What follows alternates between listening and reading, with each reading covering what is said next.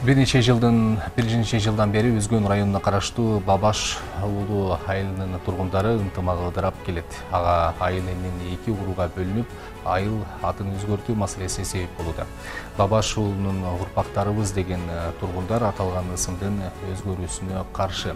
Ал эми Моңгол уруусунан таркаган эл айыл атын өзгөртүү талабын коюп келишет. Учурда эки тарап болуп бөлүнүп жаткан бир айылдын жашоочулары ыркы келишпей бири-бирин каралап, мушташууга чейин барышууда. Бул маселеге чекит коюу максатын көздөгөн Бабаш уулу айылынын тургундары Ош облусунун администрациясынын алдына тынчтык митингине чыгышты.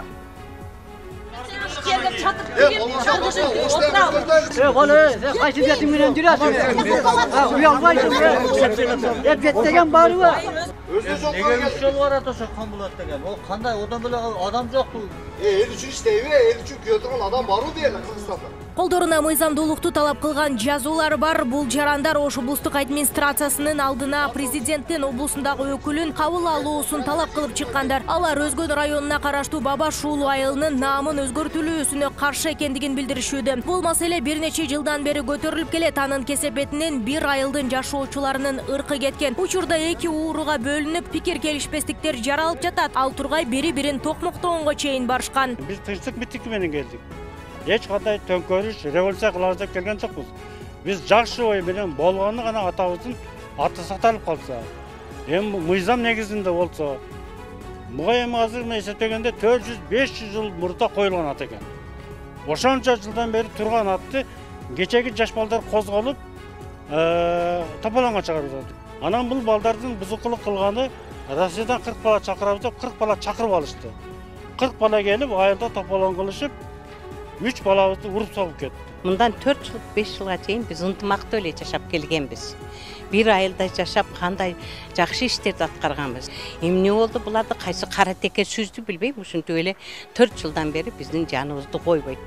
Булар өзгөртөбүз дейт, биз өзгөртпөйбүз, уруксат бербейбиз дейбиз, ушу менен жүрөбүз. Арыздануучулардын айтымында Бабаш уулу айыл статусуна ээ болгондугуна жарым кылымга тете убакыт болгон аталган айылдын наамын өзгөртүүгө каршы болуп жаткандар Бабаш деп аталып жаткан инсандын урпактары экендигин билдирип жатышат. Ал эми айыл атын өзгөртүүнү каалагандар Моңгол ууруларынан. Анткени менен эки ууру эле бул убакка чейин ынтымактуу жашап келгени да белгилүү. Бул чыр-чатактын келип чыгуусуна айылдын айрым адамдары себеп экен. Мындан сырткары облустук администрациядан айыл эли менен жолугууга барган Канболот Тутуевдин да аты аталууда. Мына Канболот деген барып, чогулуш өткөрүп, только ошол экинчи тарапты угуп, биринчи биздин тараптын мнениясын да укпай койду.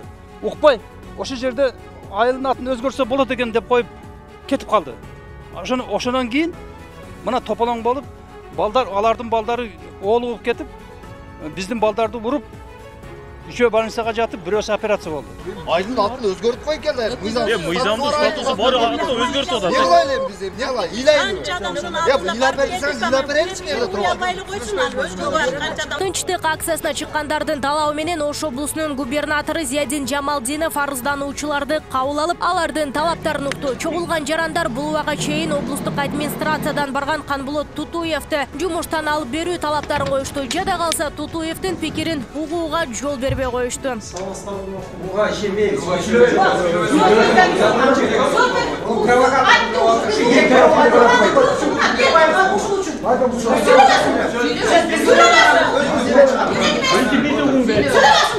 Аталып жаткан айылдын статусун өзгөртүү боюнча мыйзамдуу жактары да каралган. Мындан улам тиешелүү кызматкерлер бир топ жолдорун карап көрүшкөн. Калктуу конуштардын категорияларын, администрациялык аймактык бирдиктердин жана калктуу конуштардын аталышын жана кайра аталышын аныктоо, ошондой эле алардын аталыштарын транскрипциялоо өзгөртүү боюнча сунуштарды киргизет дейт.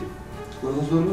Талаш жараткан жыйындын негизинде облус башчы Зиядин Жамалдинов айыл тургундарын ынтымакка чакырды. Ушул жуманын иш графигин карап чыгып аталган маселе боюнча өзү барып таанышып, чечүү жолдорун карап чыгуу аракеттерин көрөрүн кошумчалады. Облус башчынын мындай убадаларынан улам чогулган Бабаш уулу айылынын тургундары тарап кетүүгө макулдугун беришти. Эми келиңиздер, бир пикирге келели. Мен айттым жана сунуштуучу.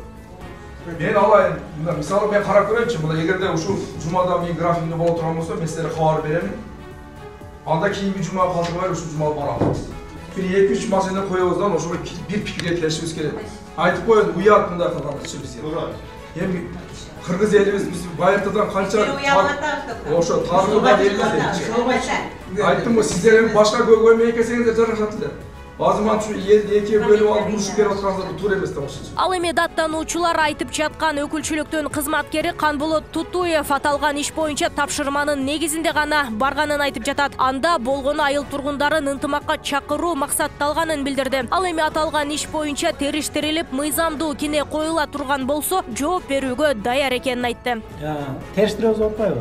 Териштирип көрсүн макул. Эгерде менин күнөөм болсо, мен булардын өзүнө да айткам. Эгерде менин күнөөм болсо, менин сөзүм сиздерге жакпаган болсо, анда менден турган жогорку органдар бар, сот органдары бар. Ошолорго кайрылыңыздар дедим. Баягы майда барып, сен туура эмес сүйлөгөнсүң деді. Ошол майдагы мен барып сүйлөгөндө телевидениеге тарткан, телефонго тартып ачкан ошол видеолор менде да бар. Эгерде мен мыйзамсыз сүйлөгөн болсом, мына далил турат. Кайрылыңыздар, жоопко тартсын, пожалуйста. Маалымат үчүн айта кетсек, Өзгөн районуна караштуу Бабаш уулу айылында учурда 70-80ге чукул түтүн жашайт. 1962 жылы айыл статусуна ээ болуп, Бабаш уулу деп аталган. Учурда аталган айылда жашоочулар 2 урууга бөлүнүп, айылдын атын өзгөртүү маселеси боюнча 2 тараптуу талашууга түшкөн. Нурзада Сыдыкова, Темирлан Эрнис уулу, Нурньюз, Ош шаары.